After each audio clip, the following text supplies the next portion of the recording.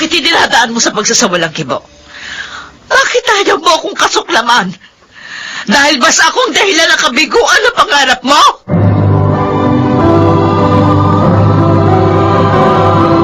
Handog ng DZRH ang dulan sa kanyang panahon. Maisa sa katuparan pa ba ang isang pangarap kung may pangit na reputasyon ng nakaraan?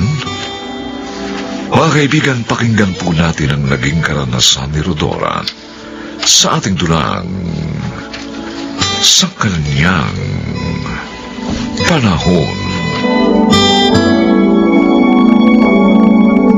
O anak, kumusta yung resulta ng lakad mo? Kailan ka papasok sa kampo? Ha? Sabihin mo agad para maihanda ko ng lahat yung mga kakailanganin mo roon. Nay, bumagsak po ako sa background investigation eh. Background investigation? Ano ba yun? Tsaka, paano ginagawa yun? Kung ipaliliwanag ko ba sa inyo, maintindihan nyo kaya? Patatanggap nyo kaya? Anak, ano bang ibig mo sabihin? Saka na ko tayo mag-usap. Teka! Gusto ko na magpahinga. Isak, sandali! Anak!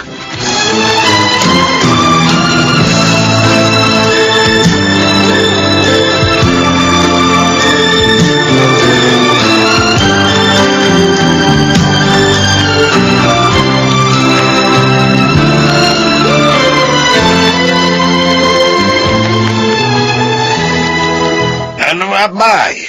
Malapit na ba maluto yung mitsadong baka mo? Apurin mo na yun at makaparating ng apo mo. Eto na nga. Malambot na, kaya ihuhulog ko na yung mga sahog. Pagkatapos titimplahan ko na. Para ko nang nakinikinita. Ang tigas-tigas ng apo mo kapag naka-uniforme. Lalo pa siyang gugwapo, abay. Ang gusto lang naman niya makapagserbisyo sa kapwa. Napakamatulungin ni Zack.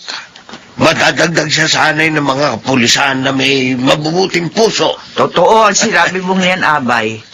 Kaya talaga yung pinagmamalaki ko ang batang yun eh. Maganda yung nakalakan niyang pakikipagkapwa. Abay, may mabuting puso ang apo natin. At naniniwala akong yun ang gagabay sa kanya sa kanyang mga layunin.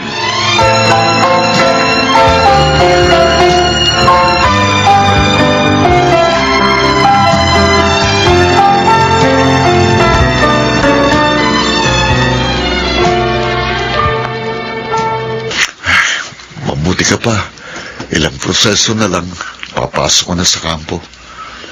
Sana nga wala akong maging problema sa physical, medical at dental examination, pare. Healthy living ka naman ever since. Kaya wala kang dapat ipag-alala. Kinakabahan pa rin ako sa final interview. Kasi baka sumablay ako eh. Ako, ang ikinatatakot ko, yung susunod na mga mangyayari sa buhay ko, pare. Wala nang kwentang magigandang nasimulan ko. Nasira ng lahat ang mga pangarap ko, ang kinabukasan ko. Para sa akin, wala nang kahulugan ng buhay.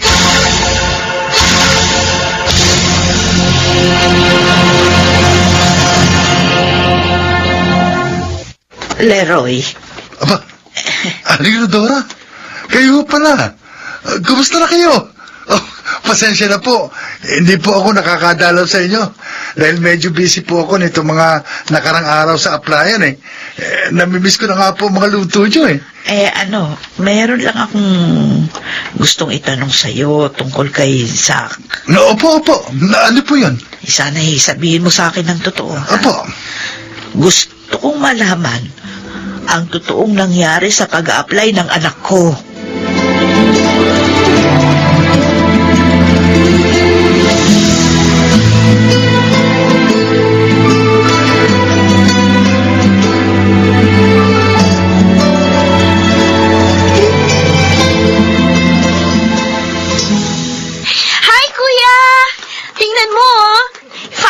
Nabili ko na ang best gift ever na ibibigay ko sa'yo sa oath-taking mo!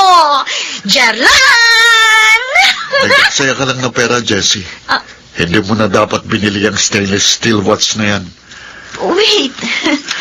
Di ba nang tanungin kita kung anong regalo ang gustong maibigay ko sa'yo sa oath-taking nyo? Stainless steel watch ang sinabi mo? Dahil akala ko, wala akong magiging problema sa pag-a-apply ko. Oh, Ginawa ko naman ang lahat ng makakaya ko, di ba? oo. Ipinasa kong lahat ang examen. Mula sa eligibility, physical agility test, lahat. Pero alam mo ba kung anong masakit na dahilan kung bakit hindi ako makakasama sa mga kabats kong mag-o-oath taking? Kuya, Alam mo ba, ha, Jessie?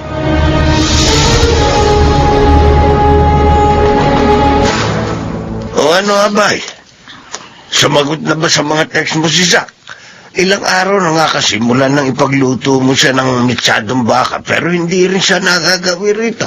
Ang problema nga, lahat sila, hindi sumasagot sa mga text sa tawag ko.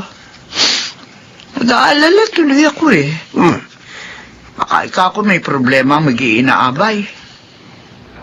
Mabuti pa para mapanatag tayo, na. Bumunta na tayo sa kanila. Tayo na magdala ng mitsadong baka na niluto mo para kay Zack. Saka para makatikim na rin sila lahat.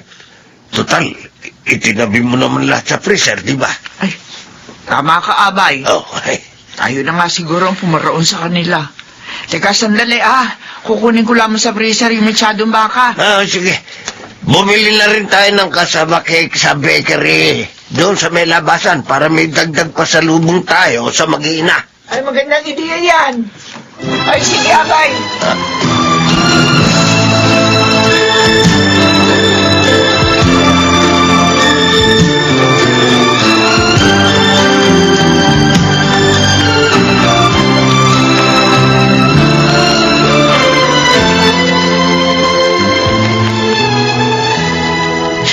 Zack, nakausap ko si Leroy. Ilang araw bago siya pumasok sa kampo. Sa katapusan ng oath taking nila, kasamang iba pa naming kabats. Sinabi niya sa akin ang tunay na dahilan kung bakit bumagsak ka sa background investigation. Sinabi sa inyo ni Leroy? Bakit ayaw mo ko sumbatan?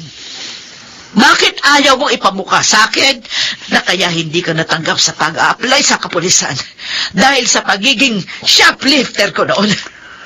Bakit iniradaan mo sa pagsasawalang kibo?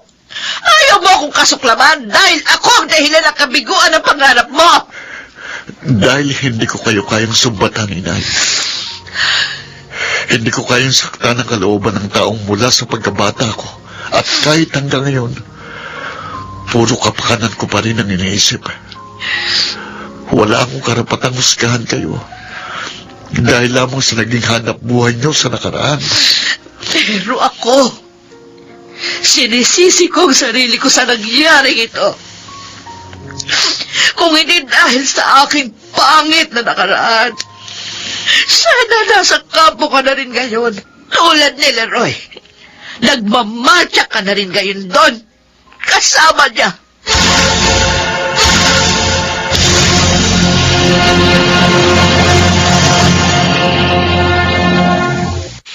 Yun pong lahat na narinig ko.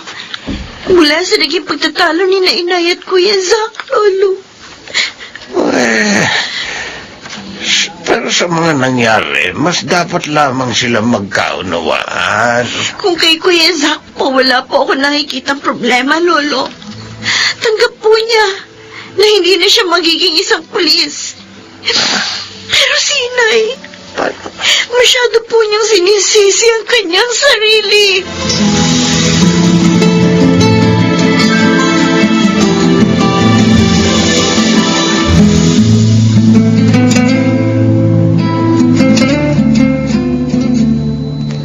Bakit ganon, Inay? Kailangan ba laging husgahan ang kinabukasan ng isang tao? Dahil lamang sa isang pangit na nakaraan? Ang gusto ko lamang noon, huwag sumala sa oras ng mga anak ko. Mabuhay ko sila noon ng maayos, mapag-aral. Iba-iba ang pagtanggap ng kapwa natin sa mga bagay na ginagawa natin, anak. Hindi natin sila masisisi. Paniniwala nila yon. Pero ako, Day, kapag may nagtanong sa akin dito tungkol sa kapwa ko, puro kabutihan lang ang sasabihin ko.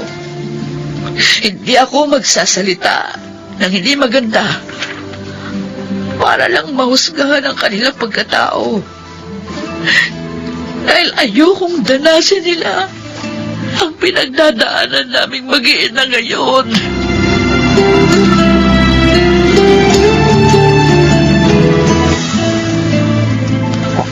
Talaga, kuya? Sasabay ka sa akin kumuha ng master's degree? Oo, gusto ko kasing magturo sa criminology. Total, isa rin yun sa mga option ko noong paman. Alam mo, kuya, natutuwa ako dahil bumalik na ang dating sigla mo. Nakikita ko na ulit ang kislap sa mga mata mo. Hindi naman tayo kailangan mag-settle sa mga nangyaring kabiguan sa ating buhay, Jessie. Nasa atin pa rin ang lahat ng pagkakataon para magpatuloy. Huwag na huwag nating isusuko ang lahat.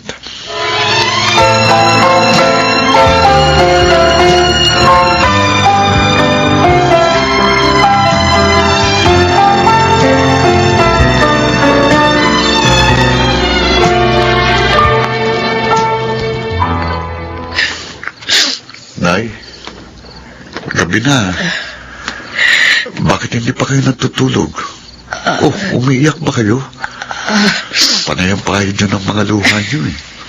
Kasi anak, hanggang ngayon, hindi pa ako ganap na nakakahingi ng tawad sa iyo tungkol sa mga nangyari. Hanggang ngayon, guilty pa rin ako. Nay, kalimutan nyo na yun. Hindi talaga ako nakalaan para doon. Kasi nga, tulad ng lolo at lola mo, inasam ko rin na makita ka na naka-uniforme. Maganda ang tindig, matikas. Masaya na rin po ako sa pagtuturo sa kolehiyo. Dito, nabibigyan katuparan ko rin ang mga layunin ko. Pagsaserbisyo rin po ito kasi, lalo na sa mahirap na estudyanteng nangangarap na makatapos ng pag-aaral. Hindi naman po nababagong kagustuhan kong makatulong sa kapwa. Alam mo, anak, yan ang katagian mo, pinagmamalaki ko. Nay, Yung pagtulong mo sa kapwa, nang walang hinihintay na kapalit. hindi po ako magsasawa sa paggawa ng mabuti. Yan pong ipinapangako ko sa inyo at sa Diyos. Magsisilbi po itong paraan ng aking pamumuhay.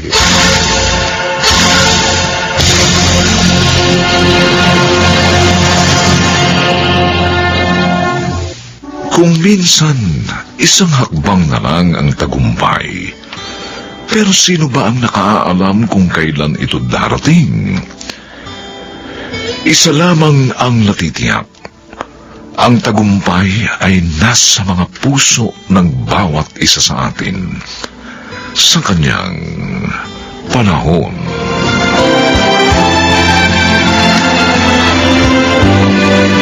Mga nagsiganap, Rosana Villegas, Chiquit del Carmen Amor, Susan Robles, Phil Cruz, Lionel Benjamin, at Bobby Cruz. Special Sound Effects Jerry Mutia. Technical Supervision Eric Lucero at Bong Muyar. Musical Scoring Buboy Salong. Ang kasaysayang ito'y mula sa panulat ni Sal Barlam at sa pinagsamang direksyon ng inyong lingkod June Martin Legaspi at Bobby Cruz sa kanyang panahon.